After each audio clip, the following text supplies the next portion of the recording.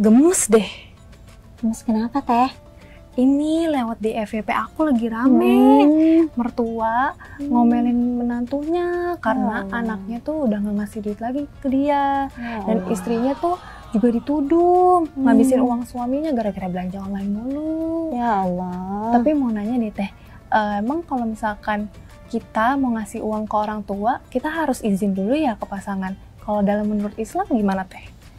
Teh, suami ngasih uang ke ibunya sendiri itu sah-sah aja menurut Islam. Asalkan yang pertama, suami kita sudah memenuhi kebutuhan istri dan juga anak-anaknya. Yang kedua, suami sudah memastikan bahwasannya istri dan anak-anaknya sudah bahagia hidup bersamanya. Jadi kalau misalnya sandang, pangan, papan istri dan anak sudah terpenuhi, anak istri sudah bahagia, tanpa sepengetahuan istri, suami boleh banget ngasih ibunya. Karena kan sebagai istri yang baik dan soleha, kita harus support ya teh suami kita untuk terus birrul walidain sama orang tuanya. Karena bagaimanapun surga suami tetap ada pada ibunya. Dan surga kita ada pada suami kita. Dan suami yang baik juga nih teh, suami yang baik juga, dia akan tetap menjaga perasaan istrinya. Jadi kalau misalnya nih teh, dengan izin kepada pasangan, kepada istri itu bisa menyenangkan hati istri, kenapa nggak dilakuin, ya kan?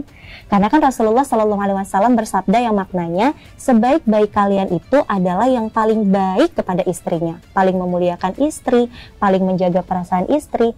Jadi kalau misalnya mau ngasih ibu izin ke istri dan itu menyenangkan istri, menjaga keharmonisan rumah tangga, kenapa nggak dilakuin? Betul nggak teh? Betul teh. Iya. Jadi teh, selagi untuk istri sudah terpenuhi, terus suami kita pengen ngasih ke orang tuanya, nggak harus izin dulu ya teh sama kita.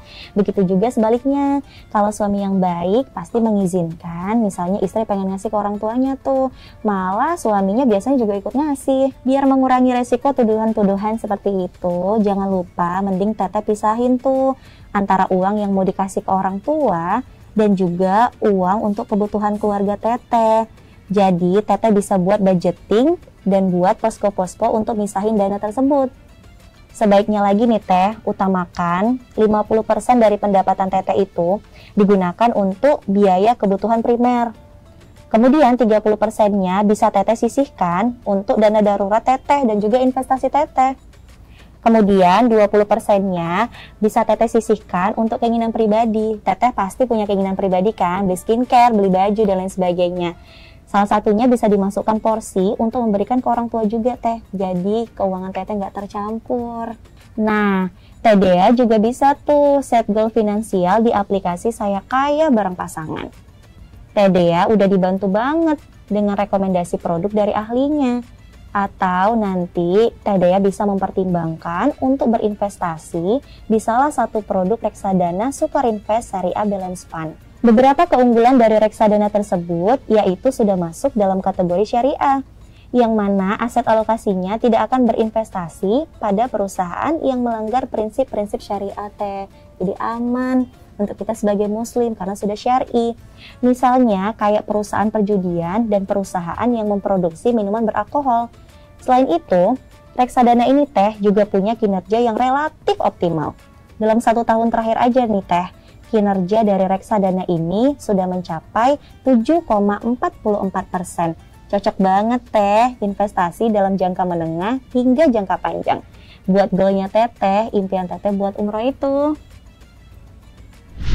Kamu bisa download aplikasi Saya Kaya. Sudah terdaftar dan diawasi oleh OJK dan bisa mulai investasi dari 10.000 aja. Pakai kode referral Yunda saat mendaftar dan dapatkan bonus Sukar Syariah Money Market Fund sebesar 15.000 dengan transaksi reksadana apapun minimal 100.000.